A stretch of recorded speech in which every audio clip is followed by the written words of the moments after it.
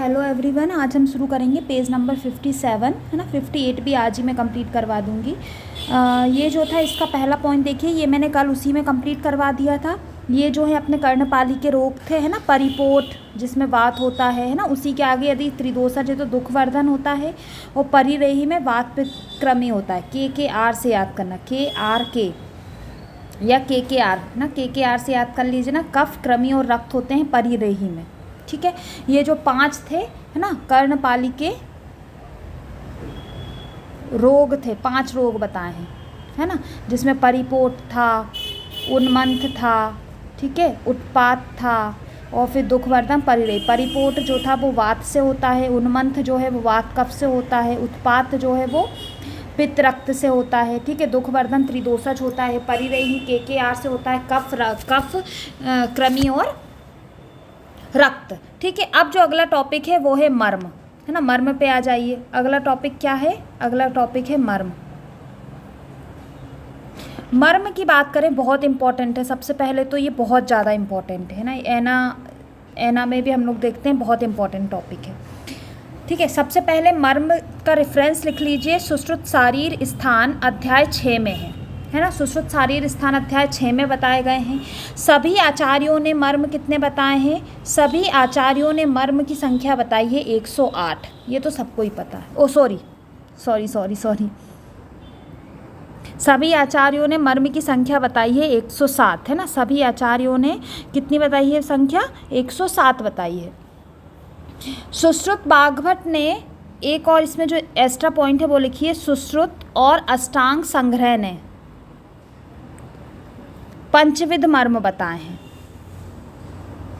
है ना, जबकि अष्टांग हृदय ने 60 मर्म बताए हैं। कौन सा मर्म एक्स्ट्रा बताया है? धमनी मर्म एक्स्ट्रा बताया है, ठीक है। बाकी सबने मांस, सिरा, स्नायु, अस्थि, संधि बताए हैं। केवल धमनी मर्म एक्स्ट्रा बताया है अष्टांग हृदय ने, ठीक है। एक बारी क्वेश्चन आ चुका है। अब देखिए भेद देख लीजिए, तो सघा प्राणहर मर्म, कालांतर प्राणहर, वैकल्यकर, विशल्यग्न, रुजाकर, ये जो नाम है ये इनके टाइम ड्यूरेशन के हिसाब से बताए गए हैं। जैसे कि यदि सघा प्राणहर मर्म पर चोट होता है तो तुरंत प्राणहर लेता है। कालांतर प्राणहर मर्म पर चोट होगा तो कुछ समय बाद प्राण का हरण होगा। वैकल्यकर यानी विकलता उत्पन्न करेगा। विशल्यग्न मतलब जब तक शल्य रहेगा तब तक जान रहेगी, और शल्य हटा देंगे तो प्राण निकल जाएंगे। रुजाकर केवल पीड़ा उत्पन्न करेगा। तो ये जो नामकरण है ये इसका परिणाम भेद से है। ये किसके हैं? परिणाम भेद से ये डिवाइडेशन है, ठीक है। तो इसको याद करने का एक तरीका मैं आपको बता रही हूँ। एक ट्रिक लिख लीजिए, वेकास रूबी। तो वैकल्यकर, कालांतर, सघा प्राणहर्म, रुजाकर और विशल्यग्न, ठीक है। तो इसी का यही संख्या लिख लीजिए। वैकल्यकर होते 44, कालांतर 33, सघा प्राणहर्म उससे कम 19, रुजाकर उससे कम 8 और विशल्यहरण 3। तो मैंने ये डिसेंडिंग ऑर्डर में इसका नाम रख लिया है, वेकास रूबी, ठीक है। वेकास रूबी आपको याद कर लेना है। अब इसको अपन ने यदि इसमें महाभूत प्राधान्य देखें, जो कई बार क्वेश्चन आता है, तो इसको याद करने का एक तरीका है का ते वा, ठीक है। ये याद रखना, 2 बार का, 3 बार ते, 2 बार वा। तो इसको मैं समझाती हूँ आपको। का यानी समझ लीजिए कफ यानी, ठीक है, सौम्य, ठीक। ते यानी समझ लीजिए तेज यानी आग्नेय, और वायु यानी समझ लीजिए वायव्य, ठीक है। तो का वैकल्य कर्म में का होता है, मतलब वैकल्य कर्म क्या होता है आपका? सौम्य होता है, ठीक है। कालांतर में 2 आ जाएंगे, का ते, मतलब कालांतर प्राणहर्म में क्या हो जाएगा? कफ भी रहेगा और तेज भी रहेगा, मतलब सौम्य और आग्नेय दोनों रहेगा। सघा प्राणहर्म ते यानी आग्नेय, तो सघा प्राणहर्म आग्नेय रहेगा। रुजाकर होगा तेवा यानी तेज और वायव्य दोनों रहेगा रुजाकर, और विशल्यग्न रहेगा वायव्य। तो कई बार ये आता है, इस पर बहुत बार क्वेश्चन आता है और कंफ्यूज रहेगा। आप ये ट्रिक याद रखोगे तो आपको याद रहेगी, ठीक है। इस तरह ये टोटल कितने हो गए? 107 हो गए, ठीक है। Am I clear? यदि आपको पसंद आ रहा है तो प्लीज़ लाइक करें। अब जो है मांस मर्म, सिरा मर्म, अस्थि, संधि, स्नायु, ये सुश्रुत ने 5 भेद बताए हैं, ठीक है, ये सुश्रुत ने 5 भेद बताए हैं। बागभट्ट ने एक और एक्स्ट्रा माना है धमनी मर्म, जो कितने होते हैं 9। ये कई बार क्वेश्चन आया है, इसको याद रखिएगा। बागभट्ट कौन सा बागभट्ट? अष्टांग हृदय। ठीक है, अब जो है मास मर्म कितने बताए गए हैं? 11, इसी में है 11 लिखा हुआ। सिरा मर्म 41।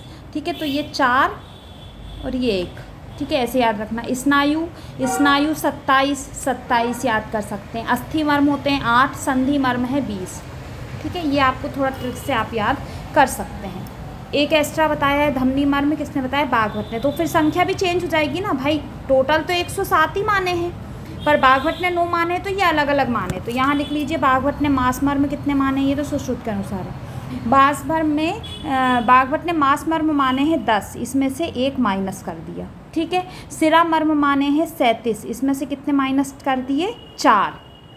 अस्थि मर्म इन्होंने माने हैं 8, तो इन्होंने भी माने हैं 8। स्नायु मर्म इनने माने हैं 23, तो इसमें से भी -4।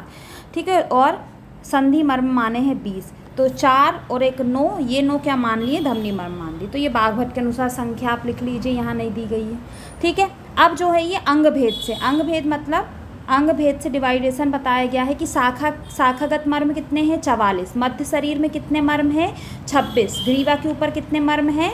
37। ठीक है, शाखा आश्रित 44, कोष्ठाश्रित 28 और ग्रीवा के ऊपर ऊर्ध्व जतुगत बताए गए हैं 37। ठीक है, यहाँ होता है आपका मर्म का डिवाइडेशन कंप्लीट। अब आता है मर्म का परिणाम। मर्म का परिणाम या प्रमाण आप कर सकते हो। तो एक एक अंगुल के कौन कौन से हैं? उर्वी, कूर्च सिर, विटप, कक्ष, पार्श्व और स्तनमूल। ठीक है, 3 अंगुल क्या क्या बताए गए हैं? जानु और कूपर, इसको तो याद कर सकते हो, दोनों घुटने और कोहनी। ठीक है, और जो नीचे वाले हैं, नीचे वाला जोड़ कौन सा है? मणिबंध और गुल्फ, एंकल जॉइंट और अपनी रिस्ट जॉइंट, वो कितने? 2-2 अंगुल। और नी और एल्बो कितनी है? 3-3 अंगुल। ये तो याद हो जाएगा। हथेली गर्त के समान, यानी स्व पाणिकल कुंजरानी, इसको एक और क्या बोलते हैं? स्व पाणितल प्रमाण के कितने बताए गए हैं? हृदय, वस्ती, नाभि। ठीक है, ये तो हैं ही। श्रृंगाटक, सीमंत, कूर्च, गुदा, नीड़ा, मन्या, मात्रता। तो इसका आप याद रख लीजिए, श्रृंगाटक, हवन, मकान की सीमा।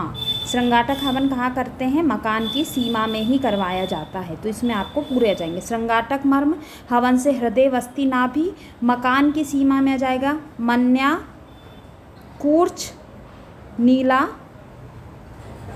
ठीक है, और ये सीमंत। ठीक है, मकान में 3 आ जाएंगे। ठीक है, तो ये जो है इसका ट्रिक हो जाएगा। शेष मर्म जो है वो आधा आधा प्रमाण के बताए गए हैं। ठीक है, शेष मर्म क्या है? आधा आधा प्रमाण के बताए गए हैं। और ये एक अंगुल को याद करने का क्या ट्रिक है? एक अंगुल को याद करने का ट्रिक लिख लीजिए, उर्वी सर का बेटा कक्षा में स्तनपान करता है। एक बार की बात बता रहे हैं कि उर्वी सर का जो बेटा था वो कक्षा में स्तनपान करने लगा था। तो ये एक बार यानी एक अंगुल होता है उर्वी। ठीक है, का से आ जाएगा आपका कूर्चशील, बिटप, कक्ष। ठीक है, स्तन यानी स्तनमूल, पा से पार्श्व। ठीक है, तो ये जो है आपके पूरे इसमें आ जाएंगे। ठीक है, याद हो गए। थोड़ा ट्रिकी है, यदि आप इसको बार बार रिवाइज करेंगे तो आपको ये याद हो जाएंगे। ट्रिक से ही याद करना पड़ेगा, और इसके अलावा भी यदि आपकी कोई ट्रिक है तो वो आप याद कर सकते हैं। यदि आपको ट्रिक पसंद आ रही है तो प्लीज़ चैनल को लाइक करें। ठीक है, फिर जो अगला है दोष प्रधान ने बताया है कि मूर्छा में कौन सा दोष होता है, तंद्रा में कौन सा होता है, भ्रम में कौन सा होता है, निद्रा में कौन सा होता है। पीटी करने से क्या आती है? मूर्छा हो जाती है। तो पित्त और तम। तंद्रा क्या है? वी टेक की कफ, वात और कफ, और इसमें तम मिला देंगे तो क्या हो जाएगा? तंद्रा। कफ कब होता है? केटी। केटी में क्या जाएगा आपका? केटी में क्या जाएगा? कफ आ जाएगा। मतलब केटी से क्या होती है आपकी? निद्रा होती है। ठीक है, केटी से क्या हो जाएगी? और पीवीआर में देखेंगे यदि मूवी ज़्यादा तो क्या हो जाता है? भ्रम हो जाता है। तो पित्त, वात और रज। ठीक है, ये दोष प्रधान हो जाएगा। अब यहाँ एक्स्ट्रा लिख लीजिए, इसका पहले रेफरेंस लिख लीजिए। सुश्रुत शारीर स्थान 4 के रेफरेंस में बताए गए, मतलब ये सब सुश्रुत ने बताए हैं। चरक ने क्या बोला है? चरक ने कंदरा में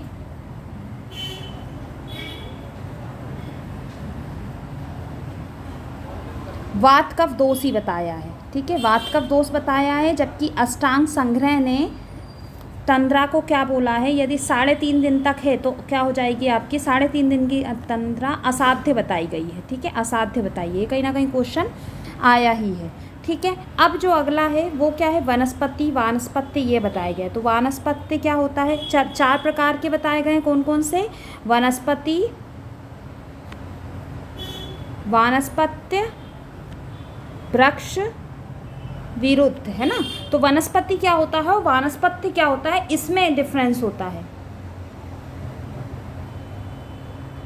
तो वनस्पति क्या हो जाएगा, वनस्पति फल वनस्पति जिसमें पुष्प नहीं हो, ठीक है, अपुष्पा, जिसमें क्या नहीं हो, पुष्प नहीं हो, वो वनस्पति होता है। और जिसमें पुष्प और फल दोनों हो वो क्या हो जाएगा, वानस्पति। इसमें आ की मात्रा है तो इसमें फल और पुष्प दोनों होते हैं, ठीक है, सिंपल, याद रखिएगा ये।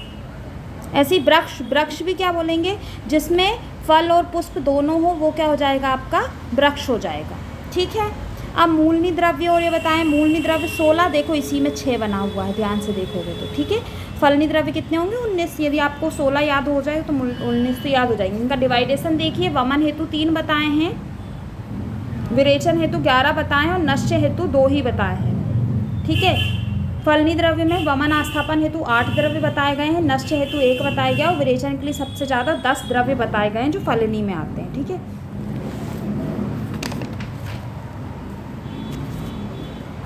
मूलनी में जो 3 है वमन हेतु, वो है विश्व, आप इसको याद, श्वेत पराजिता और ज्योतिस्मृति विरेचन में आते हैं ना, ये तो पता ही होगा।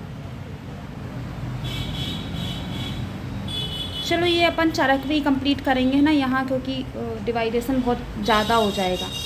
अब देखिए इधर आ जाइए, सूर्यावर्त, शीतेन शांति लभते कदाचित उष्णेन जंतु सुखम अनायुष्यात। लक्षण किसका है, सूर्यावर्त का है।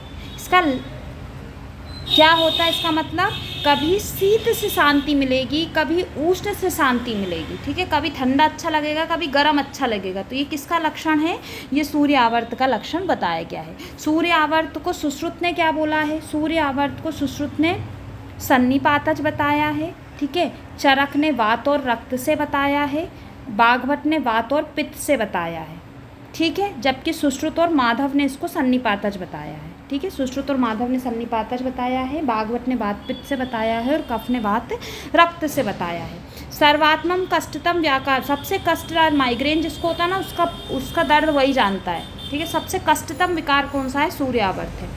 व्याधि वदंती उद्गत मृत्युम कल्पम भीषक सहस्त्रे अपि दुर्निवारः, किसके लिए हो रहा है, संखक व्याधि, दुर्निवार व्यापी किसे, ये कहीं ना कहीं आए हैं ये क्वेश्चन, ठीक है। तो आप इसको ध्यान से पढ़िए। दुर्निवार व्याधि किसको बताई गई है, संखक को बताई गई है, ठीक है। इसको एक उद्गत मृत्युकल्प, ये एक कोटेशन भी आया है, ठीक है। तो उद्गत मृत्युकल्प किसके लिए आया है, संखक से। 1000 वेदों से भी भीषम सहस्त्रपि दोनों पर, 1000 वेद मिलके के लिए भी दुर्कर कौन सी व्याधि है आपकी, संखक व्याधि है। इसको चरक ने क्या बोला है, त्रिरात्र जीवितम हंति, 3 रात तक ही जीवित रहता है, उसके बाद इंसान क्या हो जाता है, मर जाता होता है, ठीक है। संखक के लिए देखिए, संखक को जो है सुश्रुत और बागवत चारों दोष मानते हैं, वात पित्त कफ और रक्त, ठीक है। चरक जो है वो वात पित्त और रक्त मानते हैं, ठीक है। और माधव जो है वो भी वात पित्त रक्त मानते हैं संखक के लिए, ठीक है। ये सुश्रुत और बागवत है, ठीक है, चारों दोष माने, ठीक है। अब जो अगला पन्ना है वो निकाल लीजिए, वो है 58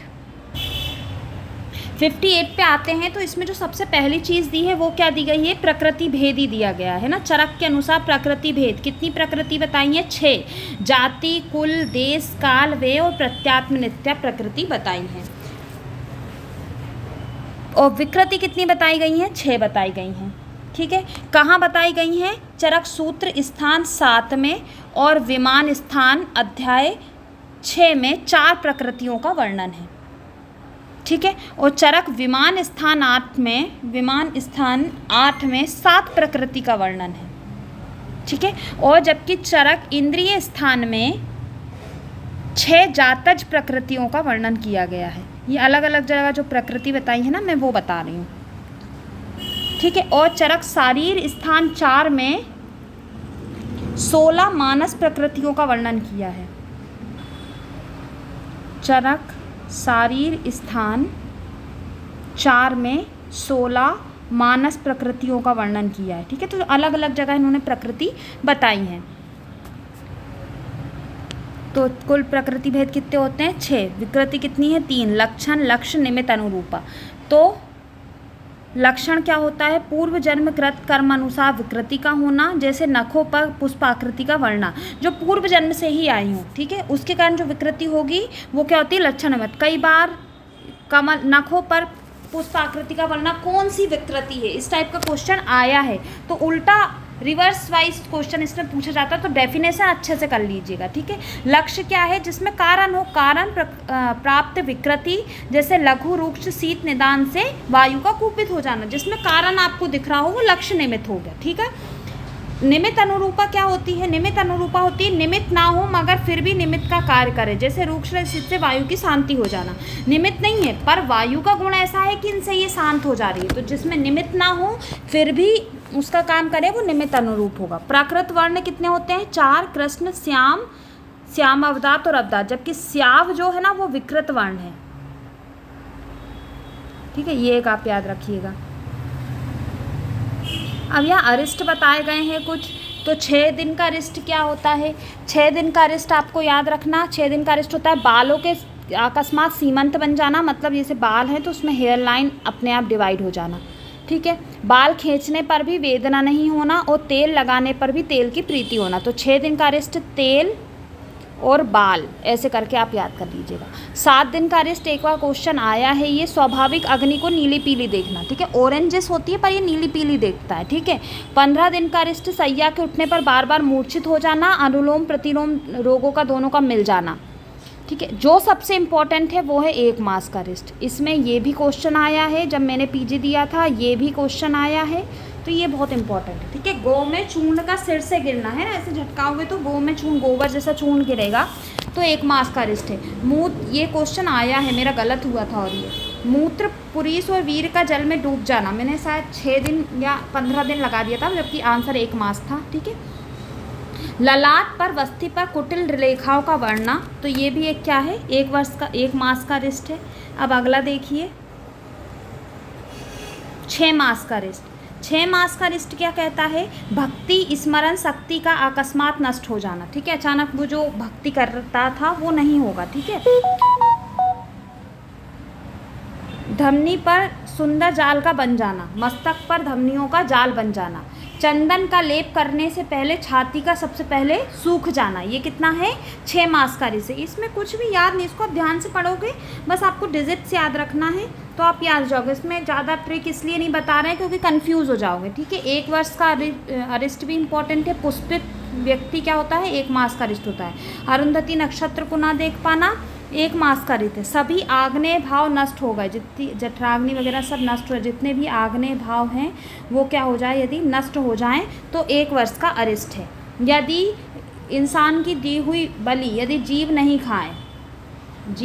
खाएं, यदि कुत्ता बिल्ली नहीं खाएं तो भी क्या है? 1 वर्ष का अरिष्ट है। ठीक है, ये है। अब आता है गुण।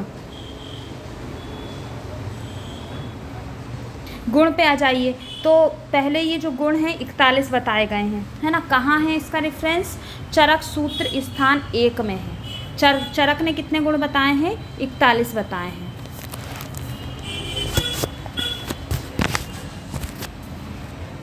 इंद्रिय गुण को क्या बोलते हैं? वैशेषिक गुण या विशिष्ट गुण भी बोलते हैं, सार्थ गुण भी बोलते हैं। कितने होते हैं? 5 होते हैं। गुणवादी गुण को चिकित्सीय गुण और शारीरिक गुण भी बोलते हैं, चिकित्सीय गुण भी बोलते हैं, साथ में ये होते हैं 20। अध्यात्म गुण कितने होते हैं? अध्यात्म गुण होते हैं आपके, आत्मगुण भी बोलते हैं, ये होते हैं 6, है ना। इसको सात्विक गुण भी बोलते हैं। क्या बोलते हैं? सात्विक गुण भी बोलेंगे। परादि गुण चिकित्सा के उपाय, ये कितने होते हैं? 10 होते हैं। टोटल कितने हो जाएंगे? 41 हो जाएंगे। ठीक है, ये त्रिविध रोग मार्ग बताए गए हैं। अब त्रिविध रोग मार्ग बहुत इम्पॉर्टेंट है, इसमें से भी कई बार क्वेश्चन आता है। चरक सूत्र स्थान 11 इसका रेफरेंस है। ठीक है, शाखा आश्रित रोग कितने बताए गए? कई डिजिट पूछा जाता है, सिंपल डिजिट पूछा जाता है। कोष्ठ आश्रित कितने होते हैं? 16।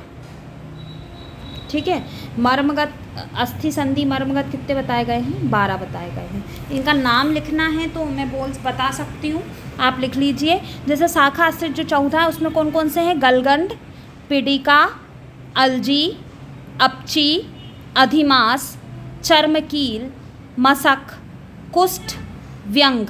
ठीक है, और एक यहाँ 5 नाम लिख लीजिए, विद्रधि, अर्स, विसर्प, सोत और गुल्म।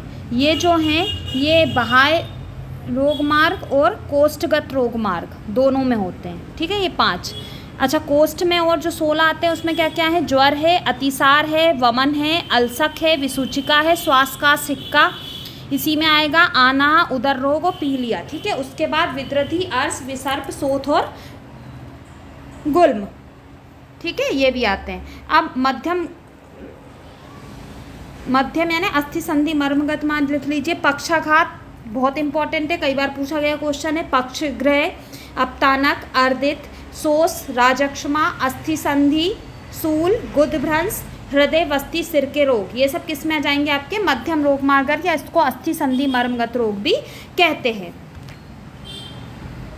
ठीक है, अब जो है करण की संख्या बताई है। करण की संख्या कितनी बताई है? करण जो होते हैं वो 13 होते हैं, जिसमें बाह्य करण 3 है और अंतःकरण कितने हैं? 3 है, सॉरी, और बाह्य करण कितने हैं? 10 हैं। ज्ञान उपाय, शस्त्र ज्ञान के उपाय 3 बताए गए हैं। 3 कौन से? अध्ययन, अध्यापन, है ना, आप पढ़ रहे हो पर मैं पढ़ा रही हूँ तो मेरा भी रिवाइजन हो रहा है ना, तद्धित, संभाषा, ये 3 है। ठीक है, ज्ञानोपाय मतलब ज्ञान प्राप्ति के उपाय 3 है। सुश्रुत ने कितने बताए? यहाँ लिख लीजिए, सुश्रुत ने 4 बताए हैं। 4 कौन कौन से? सतत अध्ययन, सिर्फ अध्ययन नहीं, रेगुलर कंटिन्यूस अध्ययन, परतंत्र अवलोकन, आप मॉडर्न भी देखते हो उससे भी आपका नॉलेज बनता है, वाद विवाद, ठीक है, कोई भी चीज़ पे डिस्कशन करना, तद्विद आचार्य, तद्विद आचार्य सेवा, जिस भी फील्ड में आपको जाना है उसके आचार्य की सेवा करने लगो, आप उसके साथ रहने लगो तो अपने आप आपको आ जाएगा। ठीक है, संभाषा परिषद 2 होती हैं, कौन कौन सी? संधाय संभाषा और विग्रह संभाषा। कई बार ये छोटे क्वेश्चन आते हैं और गलत हो जाते हैं, इसलिए इन्हें ध्यान से पढ़ना। 2 होती हैं, कौन कौन सी? तद्धित संभाषा और समवाय संभाषा। ठीक है, जलपक के अवगुण कितने बताए गए हैं? 5। जलपक के गुण कितने बताए गए हैं? 5।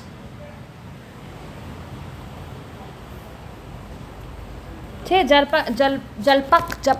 जलपक जो रहता है इसके गुण लिख लीजिए। श्रुत मतलब शिष्य, श्रुत, विज्ञान, धारण, प्रतिभा और वचन शक्ति। ठीक है, ये जलपक के गुण होते हैं। अवगुण क्या होंगे इसका? क्रोध होना, ठीक है, शास्त्र ज्ञान ना होना, भयभीत होना, धारण शक्ति ना होना, जो मैं आपको ट्रिक बता रही हूँ वही आपको याद ना रहे, है ना, असावधान रहना, असावधान रहोगे तो धारण शक्ति नहीं रहेगी। ठीक है, प्रतिपक्षी के कितने प्रकार होते हैं? तो प्रतिपक्षी 3 प्रकार के होते हैं, प्रवर, प्रत्यवर और सम। ठीक है, ये क्वेश्चन आया है राजस्थान PSC में। ठीक है, अहेतु कितने प्रकार के होते हैं? अहेतु होते हैं 3 प्रकार के। अहेतु के कितने प्रकार बताए गए हैं? 3 प्रकार बताए गए। कौन कौन से? ये सब पदार्थ विज्ञान का है। अहेतु के 3 प्रकार बताए गए हैं, प्रकरण सम, ठीक है, प्रकरण सम, संशय सम और एक वर्ण साम्य। ठीक, तो यहाँ जो है हमारा पेज नंबर 58 भी कंप्लीट होता है। आज मैंने आपके अब जो है मैं दो पेज जो है वो साथ में कंप्लीट कराती चलूँगी। ठीक है, आज के लिए थैंक यू। आपको वीडियो पसंद आ रहा है तो लाइक करें, शेयर करें, सब्सक्राइब करें। Thank you.